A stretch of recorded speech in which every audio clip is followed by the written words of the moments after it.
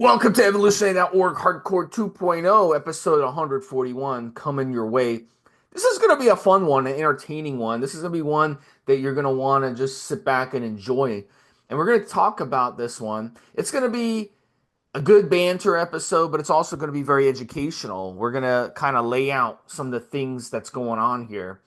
And the topic is my life really better on the sauce? And this is going to be a part one by Euro Pharma. So, look, Monster and I, we're going to go over 5 things that a steroid user noticed when they use steroids.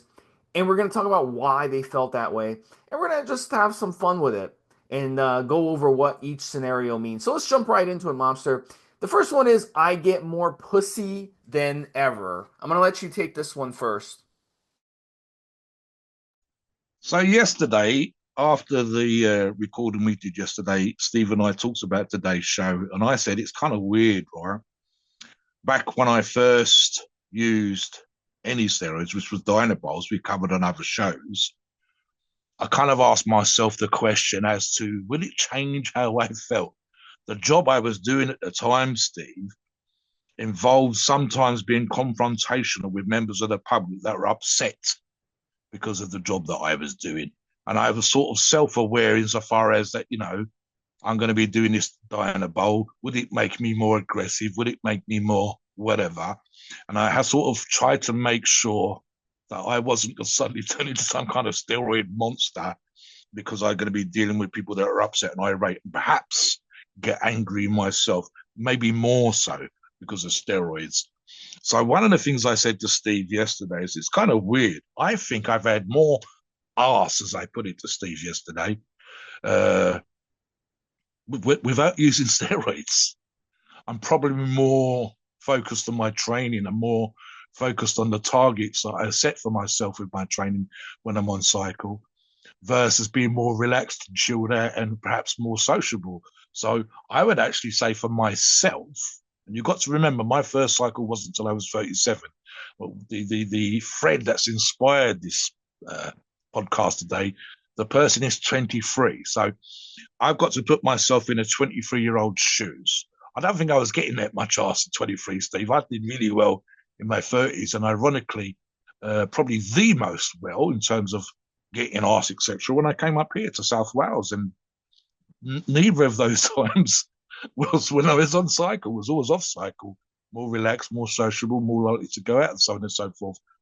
I can imagine, and this is the thing, this whole idea of how it feels to be on testosterone, and especially, and I want to cover this point in detail, Steve, how transformative it can be for a small percentage of users. If you respond very well, if you are ironically perhaps low to middle testosterone levels in a normal range, and you add something that takes you above the low to middle range, for some users, their level of confidence, the way that they feel, the way that they view the world can be transformative. For most people, it's not. It's a hormone that you've already got in your system. It's a hormone that you're already present. But something that Steve and I have discussed, occasionally touched upon on these shows when we talked about nature, is we don't always appreciate as human beings just how hormonal we are.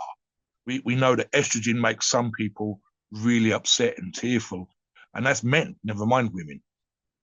So we also appreciate that some guys, and again women, when they go on testosterone, they kind of sort of want to grab the world by the balls. And there's an argument to be made, Steve, that perhaps he's maybe there's a couple of views. One is perhaps just more confident talking to women, more likely to talk to more women, and therefore more likely to score.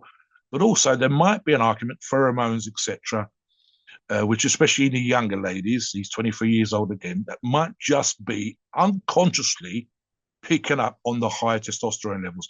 And in fact, I will go so far as to I've seen the studies, I've seen some of the research, I've read some of the articles back in the day, which is that there's an argument to be made for women, especially younger women that are perhaps fertile, not necessarily being attractive to the guy that they're going to settle down with and have children with, and build a nest and build a home, but perhaps being more attractive to the risk taker, the aggressive, the sexually out there kind of person. Whether he's actually getting more arsey for more pussy is a whole nother question. What's your thoughts on him getting more pussy?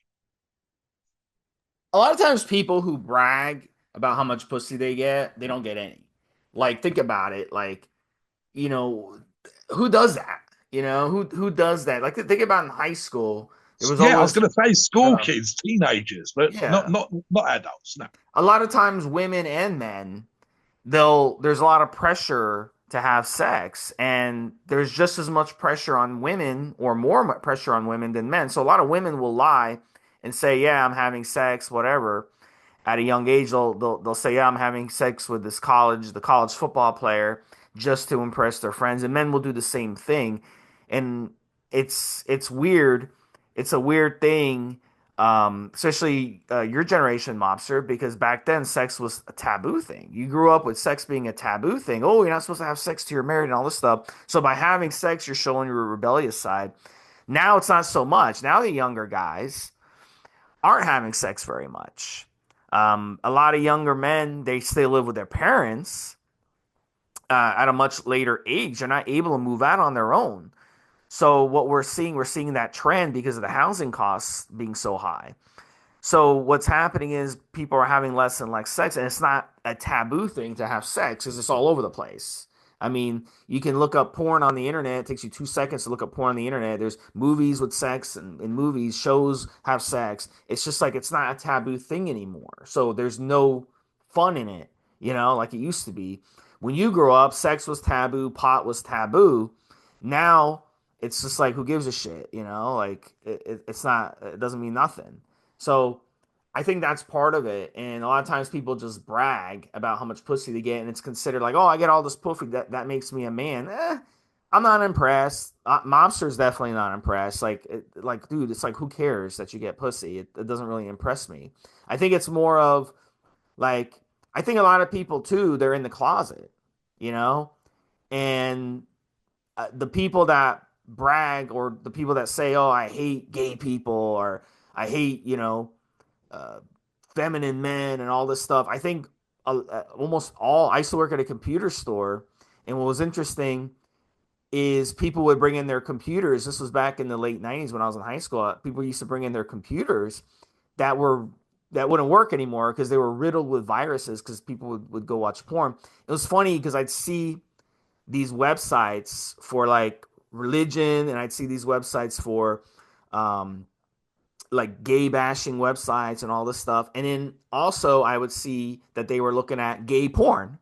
So it's like, dude, it's like you almost hate yourself. So it's like you have to just like kind of like project that type of mentality. It's just so funny. So anytime you see people bashing gay people or bashing someone for being feminine or calling someone, oh, you're not an alpha, all in all they're actually projecting on themselves. They're the ones that are the betas. They're the Yeah, ones that I are, mean, what I'm look, saying. Steve. So that's the funny Yeah, thing. look, Yeah, you gotta be, if you're a gay man, you gotta be comfortable in your own skin and say, yeah, I'm gay. yes, Don't pretend to be a straight guy and bash gay people because that means Steve. that We, you're we the used to beta, have we used to have a comedy show over here, and there was the name of which the comedian would come to Harry Enfield, and one of Harry Enfield's characters, together with a female actress, their punchline, their tagline, if you like, was "I am considerably richer than you," and it was said in a certain particular way. And obviously, the clincher was at the end of the series when they stopped doing the show, the very last few episodes, they meet someone who's a billionaire, and you could kind of embarrasses them. So there's this thing, and I've been around quote unquote alpha type males in a male masculine situation, all men working together.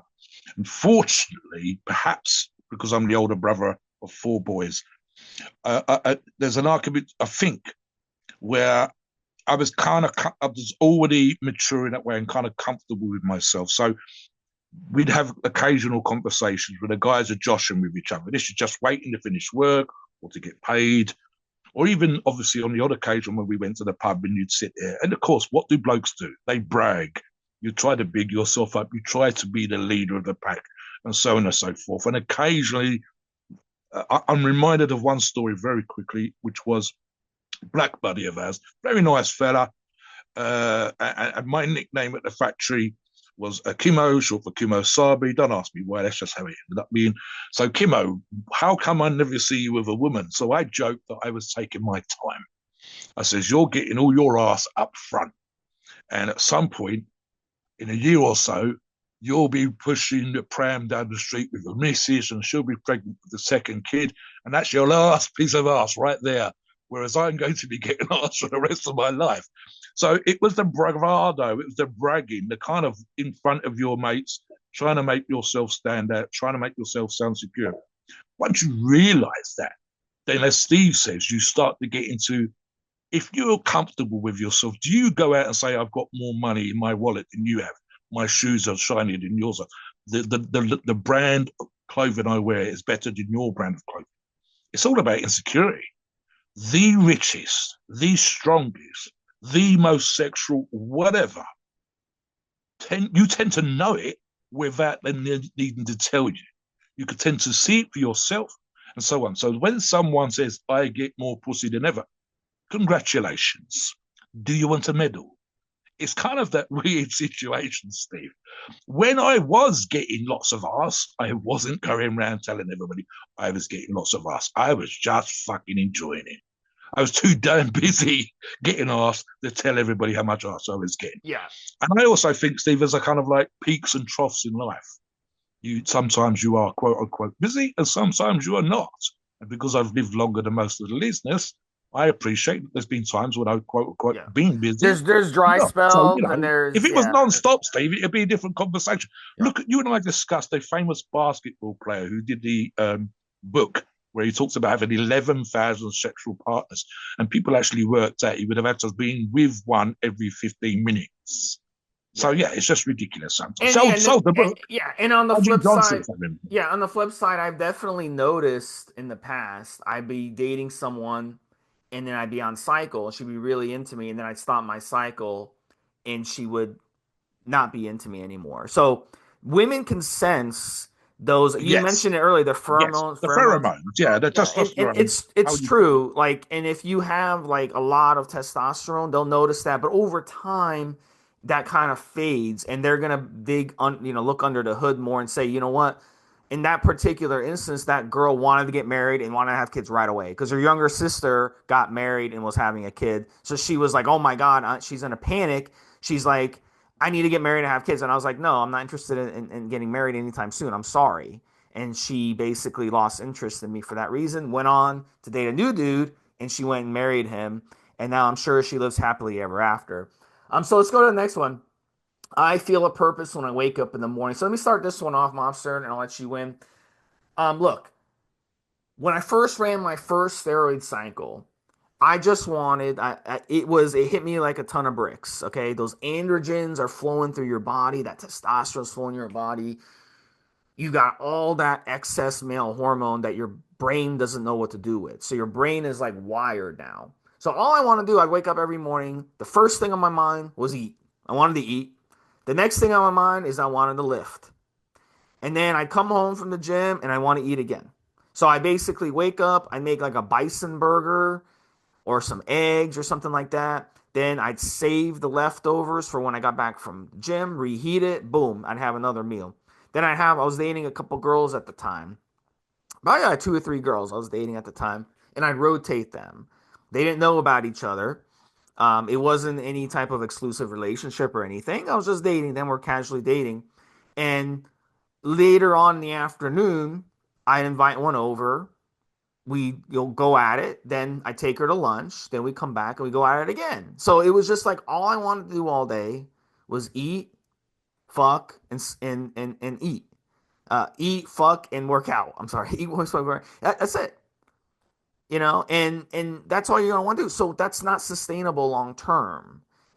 Because in the process, I wasn't working as much as I should have during that time. So my work suffered. So if your purpose is waking up in the morning and you just want to fuck, lift, and eat, then I can see where you're coming from on this. But over time, as your brain gets wired to get used to those androgens, you're not going to feel that way. So in this particular instance, this is a young guy. And I don't care if you're 23, 28, 40, 45. If you get on hormones or you're taking an excessive amount of hormones, you're going to feel like you're 16, 17 again. The same thing. You're going to be just like you wanting to do all this stuff all the time. Your hormones are going crazy and you're going to have this feeling. But over time, the more you use steroids, I do this all this time to my clients, the more you use steroids, 2, 3, 4, 5 cycles, you get used to those excess androgens, so you're not going to feel like this anymore. So it may take a couple cycles for you to shake that off, but that's what this person is experiencing. He's definitely experiencing the change in hormones, and it's making him feel that purpose when he wakes up in the morning. And that's kind of the point. I actually used to always tell people, when you run a steroid cycle and it's a really serious steroid cycle and you really invest a lot of time and money, you really want to make sure during that cycle you don't have shit going on. Like, you don't have to take a trip. You don't have a busy work schedule. You're not going through a divorce. You're not going through drama at home. You can just focus. Your kids aren't out of school where you got to babysit them all day. You can focus on your cycle. That's where you get the best results from. So this is very, very important. But at the end of the day, is your education suffering? Is your work life suffering? Is your family life suffering? I've seen this over the years, Monster. More so when I was an endurance athlete, because endurance training is much more time consuming than weight training in most situations. But bodybuilding, once you start competing in bodybuilding, it can get very, very much an issue because you got to travel, you got to do expos, you got to do all this other shit. So it can really take a hit on your family life. So you've got to have your priorities in line, and you want to open your life up to run this cycle and really enjoy the cycle to get the most out of it. Go ahead, Monster. Yeah, look, there's two ways of looking at this, Steve. One is arguably that when we felt we were at our best in life, when we performed sexually, financially, athletically, or whatever else, may well have been, statistically speaking, for most men and to some degree women as well, when perhaps we were at our strongest, biggest, most muscular. And this is naturally. And part of that would include optimal testosterone levels, optimal estrogen levels, literally our health and our hormones and everything is just working real good. And that's when we're out there grabbing the world by the balls and succeeding in life. If we've got a business, if we're kicking ass in college or university, if we're employed. I've said in terms of my strength, regardless of steroids, I think I was at my physical peak in my 40s to mid 40s, back when I lived in Gloucester before I came here. And that's when I was competing the most. That's when I probably neglected the business and social relationships perhaps too much. But that's when I made, quote unquote, my name, such as it is. And that's kind of part there of life as well. So that I think is actually something that probably occurs to most people. Perhaps not at 23 years of age, but that's by the by. On steroids, and here's the thing that I've talked about as well. So the idea that you jump out of bed in the morning with more of a purpose because you're using steroids, because you are on the source, as the topic title was called, maybe. But here's the thing. If you want the best results from your training, if you want the best results from your diet, and you've dropped 500, 600, 700, 900, even $1,000 on the cycle, then you just want to get the best bang for your buck. You've invested, especially when you're 23 years of age, Steve, $1,000, still a decent lump of cash to drop on a cycle. Then goddamn, I want results. Goddamn, I want to make sure that I'm killing it in the gym. And if I really focus on my training and if I really focus on my diet, I'm going to get amazing results, especially when you're using Euro Pharmacy products. We've talked about this on other shows. However, key here is to be that way when you're not on cycle. Keep your gains by being on point with your diet. Keep your gains, or as much of your gains as possible, by training, staying focused, being as focused. But I get it. Look, one of the analogies I've used on other shows, I reference a sports car. So take your standard car, your Ma and Pa car, the one they take the kids to the mall in, and take that down to the tuners and put a turbo in and put the best oils in and upgrade the brakes take stuff off the car, make the car lighter, replace it with carbon fiber. Please tell me that that car is not going to go faster, feel more efficient, and so on and so forth. It's the same fucking car that it was before, but things have been done to that car to make it perform better. There's an element of here, Steve, that the car, in this case, your body, does feel more purposeful. And I think there's also an element of it, and this is just whether you're focused on training without PEDs, but focused on training with PEDs, that literally you could argue, um, okay, so I was up to 250-pound bench pre-cycle, but I would go and have a beer at the weekends with the guys, just a couple. I would maybe get a takeout once a week, but now I've dropped $1,000 and I've got their testosterone in my system. If I get out of bed in the morning, everything I'm going to do for the next 18 hours, 16, 17 hours, whatever the fuck it is, I'm out of bed before I go back to sleep, must be focused on getting me stronger, getting me more muscular. So perhaps that's what he's referring to. I suspect it's more the sensation on and a kind of almost self-awareness that's come from an advanced testosterone level. Now, whether that's better is a different kind of argument because if it's better, then you've got the issue that we sometimes see, which is blasting and cruising because they feel this so nicely, so intensely on cycle that they get, and especially when you're 23, Steve, not wanting to not feel like that when you're not on cycle. His next comment, I'll jump on this right now, Steve, and then bring you back in. I get raw pleasure from using DHTs, and you and I talked about DHTs yesterday. Now, one of the aspects of using DHTs, dihydrotestosterone derivatives, in steroids, is the masculinization. So talk about that, Steve. That's sort of the hairy face, the thicker, hairier chest, the quote unquote more manly features, etc. That maybe comes from that. Yeah, as Monster mentioned, prior episode we recorded is called Underground Number 45, where we go in depth, talk about DHT derivative steroids. And certain steroids like Masteron, Proviron, even Winstrol, they can have an effect on how you feel if you are sensitive to DHTs. With many of them, a lot of guys will report they get a boost in erections and they get a boost in libido beyond anything they have experienced just by adding these DHTs to their steroids. But you got to keep in mind, as I said in the last segment, this doesn't happen to everyone, and it may change over time where your body adjusts and changes where it doesn't affect you. So with me, DHTs don't have that effect on me. With me, more androgenic steroids have that effect on me.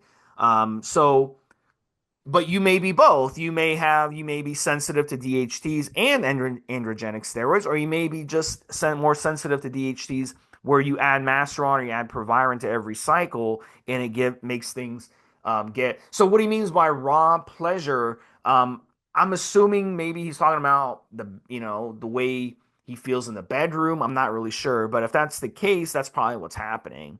Is that he's getting much better erections in the bedroom. He's getting much better libido in the bedroom, and he's getting more raw pleasure. That's what I'm assuming I'm feeling. Now, another thing he could be feeling too, Mobster, is the pumps, because a lot of these DHT steroids, the Winstrols, the Anivars of the world, they give you really unique and intense pumps. So when you're in the gym and you're doing drop sets, you're doing high repetitions and high volume, you'll end up feeling this amazing feeling and walking out of the gym feeling this like $1,000,000. So that may be also what he's referring to. But yeah, absolutely. So if you're going to use when you use Euro pharmacies, you may want to look at adding some Masteron or adding some Proviron or adding some Anavar or Winstrol to your cycle to get that raw pleasure that's going to be in there. So that would be something you could look into. Anything you want to add before we move on to the next one? Yeah, I mean, I'll expand on the comment I made before, which is one of the threads that we associated the previous podcast with.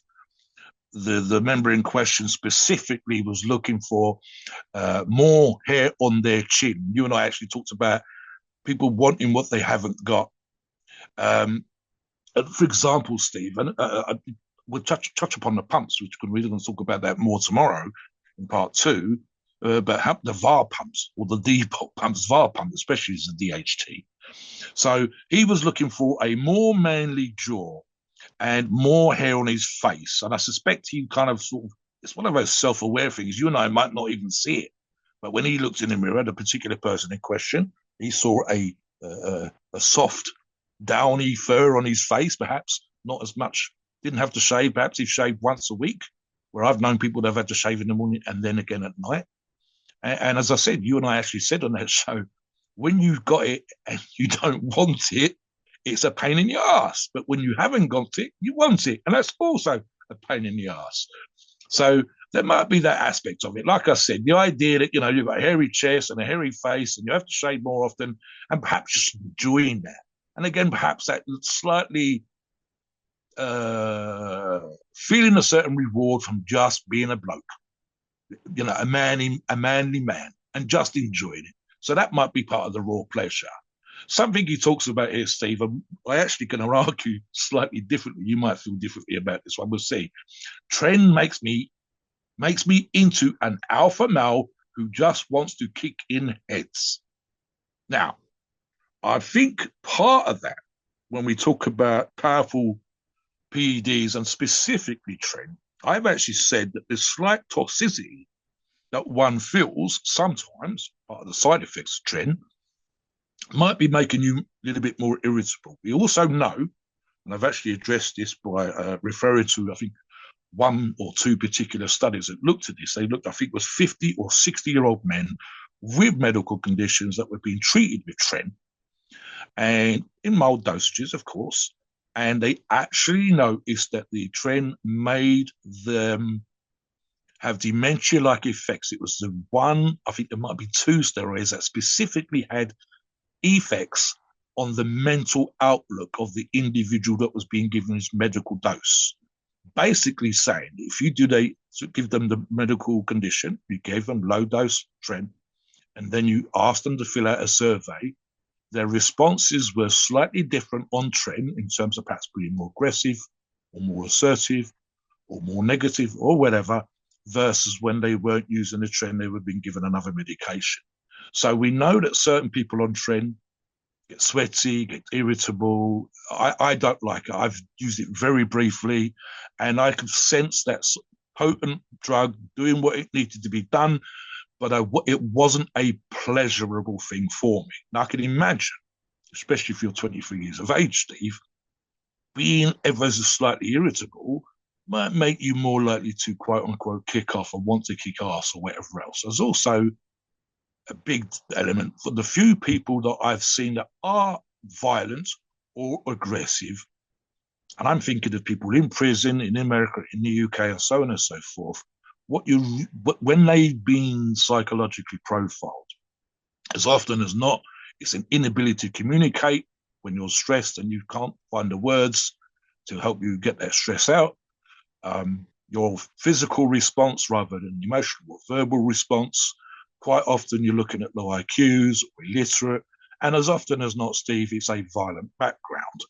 So these are the people that are out there in society. Are you putting down Body Monster right now? That Body Monster, I think, look, no, and I'll tell you for why, because I like to josh about Body Monster. And I'll tell you for why, right? I think Body Monster is part caricature and part truth. He's been brought up in that atmosphere, in the wilds of Texas, with his Indian background. Explain who Body Monster Body is. Monster is and I love him really, because Body Monster is one of the members on the forum and has experienced prison. And so when he thinks every cycle should include tren, because tren is God, tren is gold. We've seen it elsewhere. And also he'll say, for example, you're real strong or you're bigger than me, but if you're in prison, I'd make you my bitch. I'd have to shank you to let you know who's boss. So, and this is like all the fucking time. Someone actually got upset yesterday, Steve, one of the Australian members, and I said, you do not ever take Body Monster seriously. In real life, who the fuck knows? He might well be exactly as he is, in which case, let's not have him as our next door neighbor. Let's just see him once a month for a beer. It'd be great probably for a few days, but one of the things he said is kind of funny. That if we went out drinking, I think you, I, and him went out drinking, we'd almost certainly get arrested at some point. I'm like, That doesn't sound like a good evening to me. I want to go home to my bed slightly drunk and with a full belly from the steak we've been eating. I don't want to get arrested and consider that a bonus. So, like I said, it's an exaggeration. We've got all kinds of members.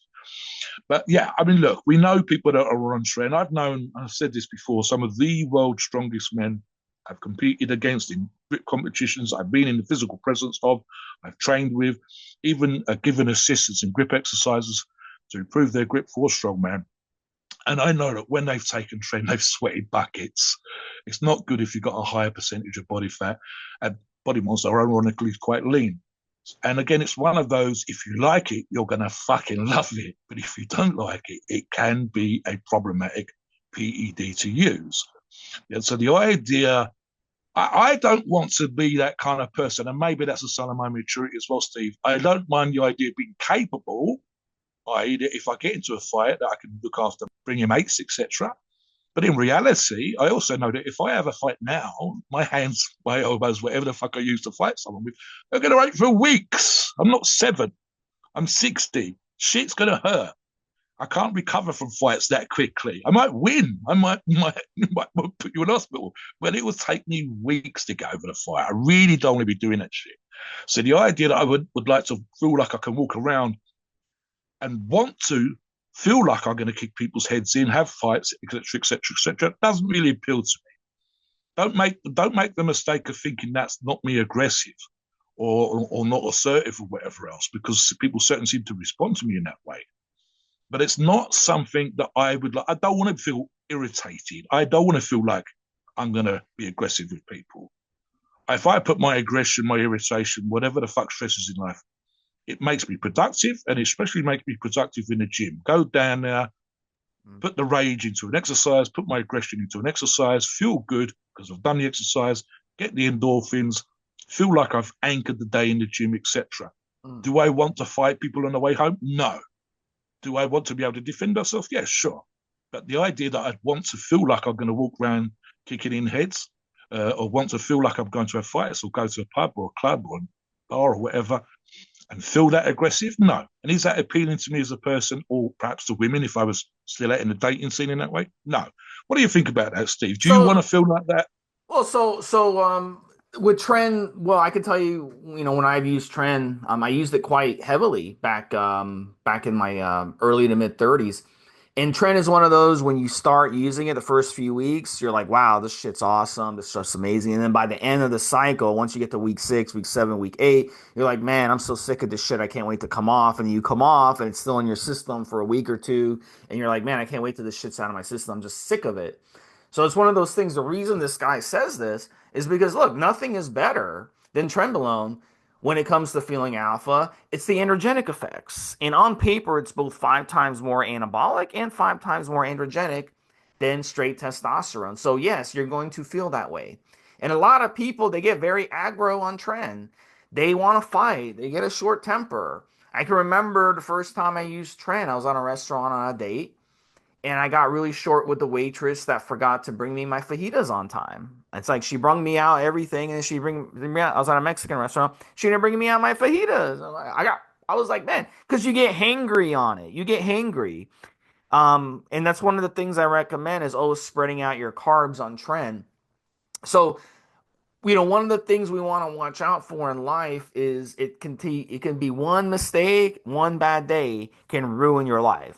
So if you want to go fight people and you want to do that type of thing, you better make sure you get a good lawyer that's gonna get you out of your situation, because in some states in America, if you get in a fight and you hurt the other person, not only are you going to go to jail or prison, but you're also going to have to deal with a civil suit. And people will sue you and get your shit. They'll get your car. They'll get money that you have. They'll get your possessions. And there's all kinds of things that can happen.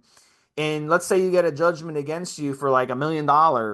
This insane amounts of judgments that people will get. They'd rather have your money. I know someone who got in a fight and they ended up in the hospital and they sued them and they got a lot of money from them.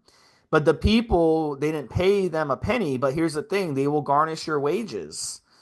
So what the person has to do the rest of their life is literally do what OJ Simpson did, is just keep the money under the table so that no one knows, they're making money. And that's hard to do because they will find it. The lawyers will come and find that, tax attorneys, they'll come and find your money somehow, and they'll want a piece of your money. So you don't want to go through life, being ruining your life over something. So if you're going to use trend, you know you don't want to be going around kicking in heads. You want to just always walk away. Just start training yourself. I'm going to walk away from a confrontation. It's not worth it. It's not worth going to jail and ruining your life over. And at the end of the day, with Trend, Euro Pharmacies has excellent Trend options. Very clean Trend. You can use their ACE, you can use their E. They have Hex, they have Trend blends. So if you want to use Trend, try it. Don't run very much of it for your first time. See how you react to it. And look, at the end of the day, if you can't handle it, as Mobster said, then use something else. It's that simple. So next one is men get intimidated when I walk into a room or party. So Mobster, you have some thoughts on this. So why don't you start us off? Yeah, look, I think there's a sort of self-awareness, perhaps.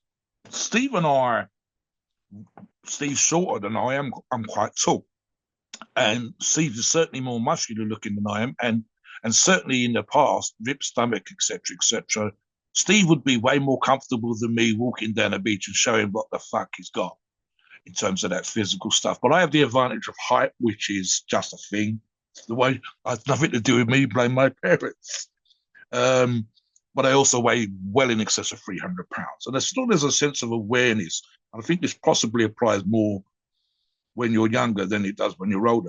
Um, I'm not always, and let me think. I'll give you a great example. I was going to say I'm not always aware of the effect that I might have in certain situations when a 300-pound plus 6 foot 3 inches tall, certainly was the last time I checked, walks into any kind of situation. So let me give you an example. With the girlfriend in Porth, one valley over from where we are, shopping in Lidl's, and her being a woman, it's 5 minutes to get out of the fucking car. She's the driver. I don't drive.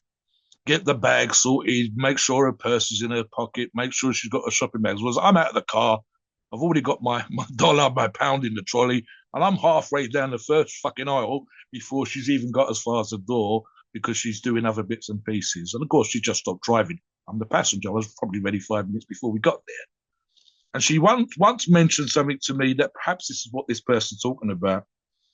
I needed to get some milk, Steve. And the milk's at the end of the first aisle. And I was literally marching along with my trolley, putting a couple of bits, some sandwiches and shit into it or whatever, and looking for where the milk was. And I had a sort of that purposeful, right, where's the milk? Let's get this done, kind of vibe going on. And she said, if I had got my phone out and filmed it, I could have showed you people our age, middle age, Steve, 50, 60 years of age, all the same people that are shopping at 10 or 11 o'clock in the morning, looking over their shoulder as I marched along. I'm not pushing people out of the way. I'm not trying to be aggressive. I'm just marching along at 300 plus, 6 foot tall, and people were responding. I didn't see it. I'm literally ahead of where they're looking.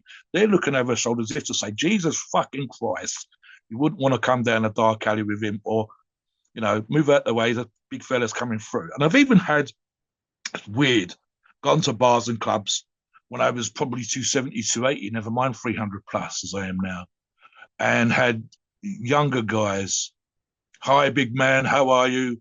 Do you train? All that kind of stuff. So there was definitely a certain thing going on. But I've got to be honest, Steve, I think perhaps as I was a young man, especially in my teens when I first started training, I'd have probably fucking loved that shit. I'd have probably got off on it. But I've been that young for a very long time.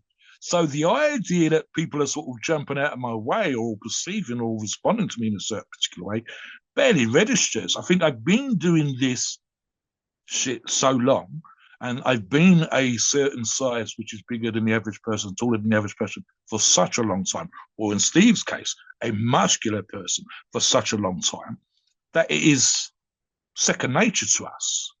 We are not any more aware of because to us it's normal. What we see in the mirror is normal. It's our daily thing. If we transformed in some way, you and I, Steve, if we put on 20 pounds, walking around with our chest out, with a tight t-shirt on, seeing if women are looking. And let me give you one more example. And this is, ironically, I was dating someone else many, many years ago. And we were walking to town, and she was an attractive, buxom blonde. It has to be said, we're in a lovely dress, Steve, but we're walking to town because we're going to drink, we're going to eat when we get there. We're enjoying a warm evening. And she was way more aware than I was that what we look like as a couple walking down the street. Me, I'm just aiming for the pub, to have something to eat, to have a drink, and to enjoy her company. What I'm not doing is seeing how people saw us as a couple, tall slash muscular, strong, with buxom blonde walking down the street. Both of us at the wrong side of 40, probably 50 years of age, but she was aware of it, I was not. So I can imagine, especially if you're 23 years of age, and you're kind of new to this with the DHDs and the trend and God knows what else, that the idea that people respond to you in a particular way, again, and this is possibly because it's my normal, because it's Steve's normal, the idea of being the wrong side of 30, 40, 50, 60 years of age and noticing that people are intimidated by you, that's not really my vibe. When I go to the gym, I don't want people to be scared of me. Perhaps what the fuck is he doing with those huge amount of weights on the bar? That's lovely. I'm perfectly fine with that. But I also want you to be able to come and say hi, ask me about my training, let me give you advice, talk about nutrition. What I don't want is for you to be intimidated. I've done voluntary youth work. I'd be the wrong side of 300 pounds when I was doing that. And the kids were certainly not intimidated by me because they knew that I was hopefully a nice guy. And I think it's very much one of those, once you get to know me, you understand that I'm not that aggressive, whatever, because I don't fucking need to be. Maybe being big and muscular and strong enables me to be, and you for that matter, Steve, so confident in ourselves, so um, comfortable in our own skins that we don't feel the need to be intimidating. The only time I want to be intimidating is if someone wants to fight or someone wants to kick ass. And I don't want them to pause for a fucking second, look me up and down and think it's going to be too much like hard work. That's great. Then I haven't got to fight you. But the idea that I could walk into a bar, a club, or a party, and all the men in the room are sizing me up and sort of registering me in some way on a scale of 1 to 10 as to if it fights, do I run away or do I hit it? That doesn't appeal to me anymore. So again, I want to chill, I want to sit down, I want to relax. I don't want to be worried about fighting people, and I'm not going out of my way to be scary or whatever else. My grandkids will probably tell you that I'm not scary when they see me. My daughter certainly so. My mum, bless her, is 80 years of age, still thinks she can give me a figure. I'd have to stand still, put her on a fucking chair, but she still says that, you're not too big for a figure.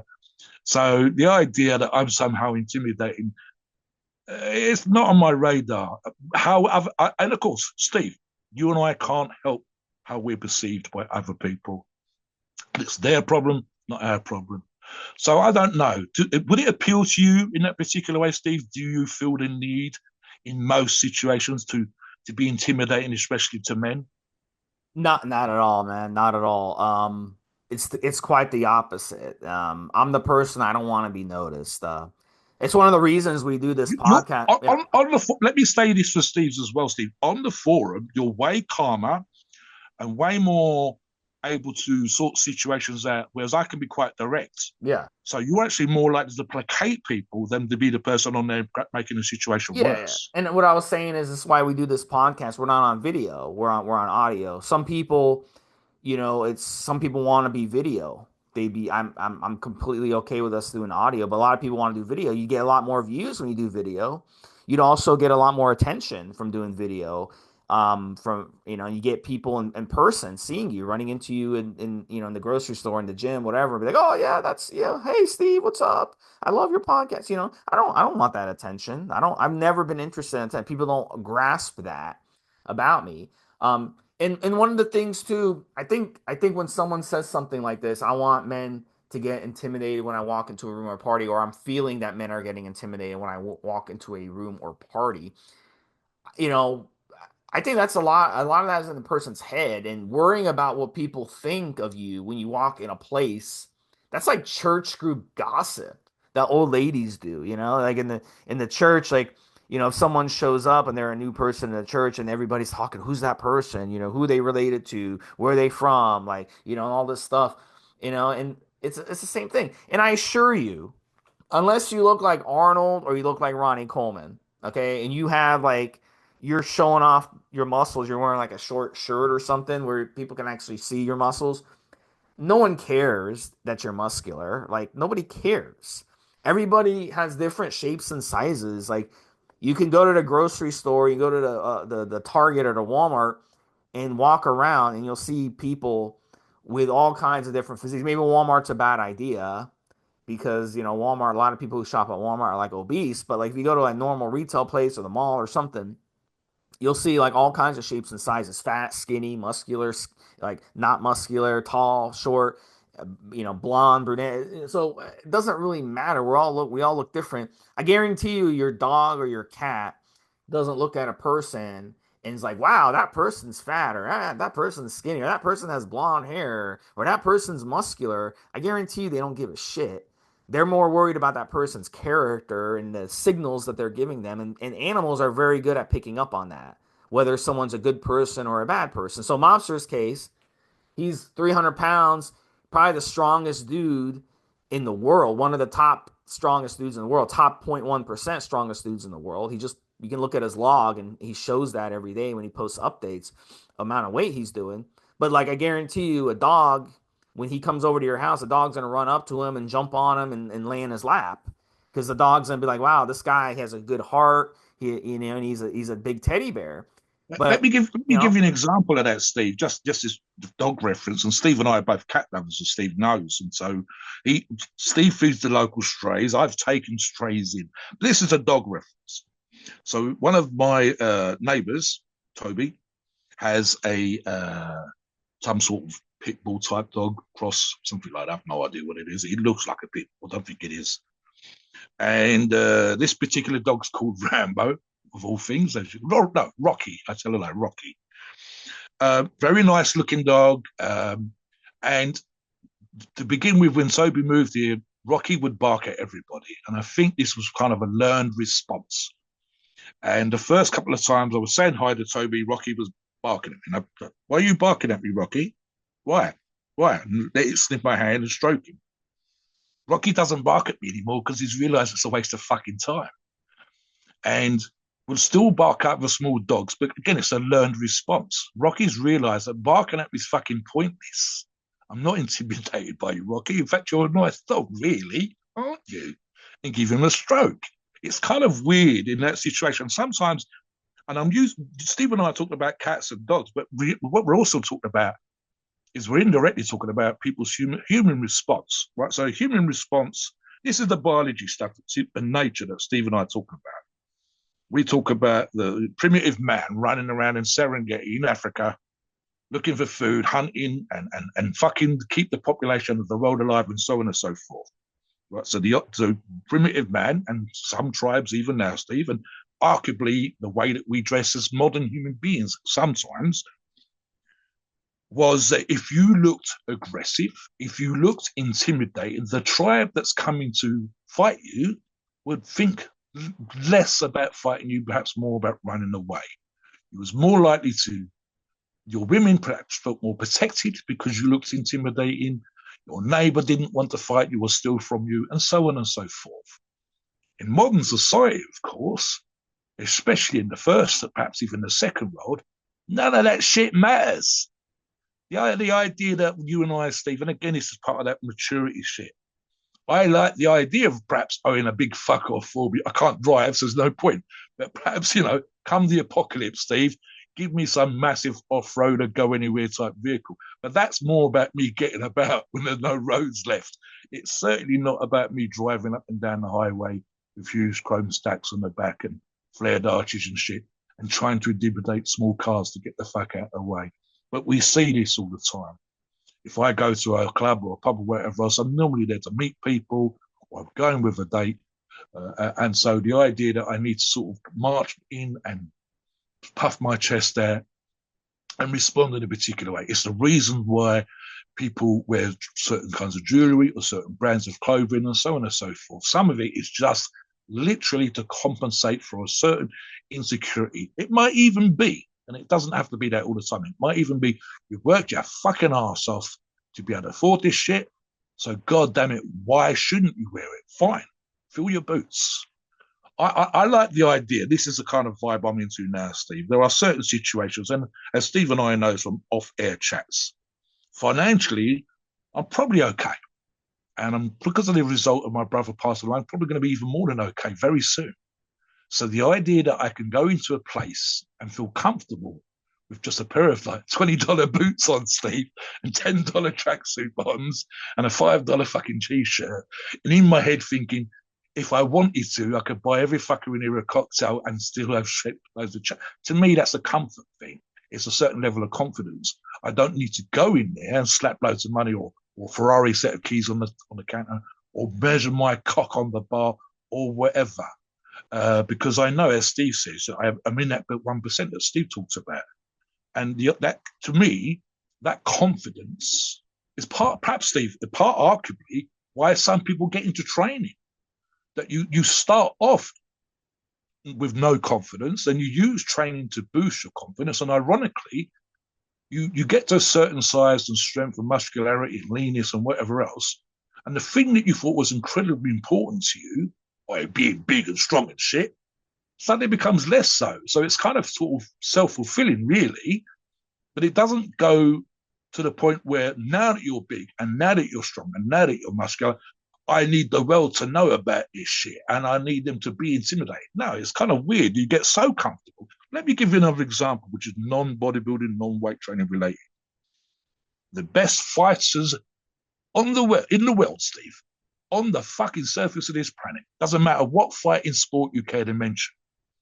Perhaps they started boxing or MMA or jiu-jitsu or karate or whatever the fuck sport it was, with the idea of being able to protect themselves if they go into a fight. What happens when they get to become champion of the world or black belt third dan or some sort of Olympic champion is that they are, for the most part, with very rare exception, almost never seen fighting outside the ring or the octagon or the square or the mat. They get so confident in what they do that their aggression is only in the cage or on the mat or in the ring or whatever. And they know that they can destroy you. They know that they can mess you up. They know that they could put you in a lock and have you crying for your mum to come and help in seconds. And that confidence just means they become super fucking comfortable in their own skin and they don't need to walk around with their chest out or being aggressive or making eye contact and holding men's eyes in the room and saying, motherfucker, I could fuck you up. You literally can think of Brock Lesnar and others. When you see the out of the ring, out of the cage type videos, some of these guys are the most fucking golden charity, Make-A-Wish Foundation kind of vibe, tearful and emotional when they're talking about helping people versus the levels of aggression that they show when they're actually fighting. So it's kind of funny for me that, perhaps again with the 23-year-old, this may appeal to him right now. But arguably, I think if he gets a bit bigger, a bit stronger, a bit more muscular, what he thought was important in terms of intimidation. No, I mean, imagine, look, if he wants to go, let's go back to number one, Steve. I get more pussy than ever. Can you imagine if he was that fucking intimidating? Women would run the fuck away. He wouldn't get that much ass. It would actually be scary to women. So the reality is, imagine when me and a buddy, my old business partner, joked, mind you, in a bank. We were depositing money, but we were the only two people in there. And I was 270, 280. My old business partner, Mike's very broad-shouldered, £230. And we joked about doing a robbery. And the woman behind the counter blanched. And we said, no, darling, we're just joking. We're not. She literally thought we was about to rob her because these two big muscular fuckers were in the bank joking about it. No, if you were that intimidating, you'd be getting into fights all the time. You'd be getting arrested. Police would be stopping you. Clubs, doormen wouldn't let you in. Bars would refuse to serve you and so on and so forth. So while it feels, to begin with, perhaps appealing, in reality, that level. Children wouldn't want to shake your hand. Dogs would run the fuck away. Steve and I would have no cats because cats wouldn't trust us if we were truly as intimidating. What do our cats want, Steve? They want a cuddle. They want feeding. They want a stroke. They want to be able to sit down next to you and show you some affection. What they don't want is to be scared of you and starving and running the fuck away. And of course, we've got cats or dogs or pets or whatever for this non-intimidatory type stuff. So it's kind of funny. Having grandchildren try to fight me, that kind of stuff. I put a picture on Instagram the other day of my 6-year-old grandson trying to arm wrestle me, pretending to be beaten. Kids love that fucking shit. Can you imagine if I was that? No, you're not arm wrestling me, you little shit. I'll fuck you up. No, that's not a nice person. That's not the vibe you want to put out there. And why the fuck do you want to get big and muscular and strong and then be aggressive? You're just asking to get into trouble. So it might feel like a thing that you want when you're younger, but I would argue that the better you get, the less you feel that need to be. What do you think on that, Steve, before we talk about Euro Pharma products?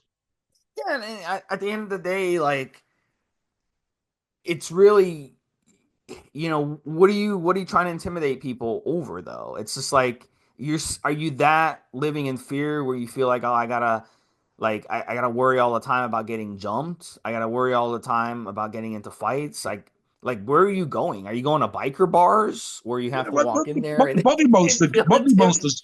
Body Monster's actually given a good example, Steve, when he talks about being in prison. So we could even use that. In Yeah. prison, yes, yes. So with that mentality, you're not going to be successful in life. Like walking around paranoid and being paranoid all the time and fighting everything and oh, I gotta always have a weapon on me. I can't go for a walk. Look, you lost your freedom. If you really think you have to walk around, you can't even go to the beach or you can't go to Disney World or you can't go with your family anywhere without carrying a weapon with you, then you've already lost your freedom and you've already lost in the first place. So it's the same thing. If you feel like, oh, I've got to have all this muscle and got be this big and be this strong because I got to protect myself because I'm always going to get jumped, then you're fucked up. Like you're just fucked up. It's like you just might as well just walk into prison, knock on the door, and be like, let me in prison because this is going to be my mentality in life. The whole reason we do steroids is to better ourselves. And part of bettering ourselves is to be secure with ourselves and not always be thinking, well, I gotta intimidate other people. I gotta look a certain way to intimidate other people because nobody gives a flying fuck.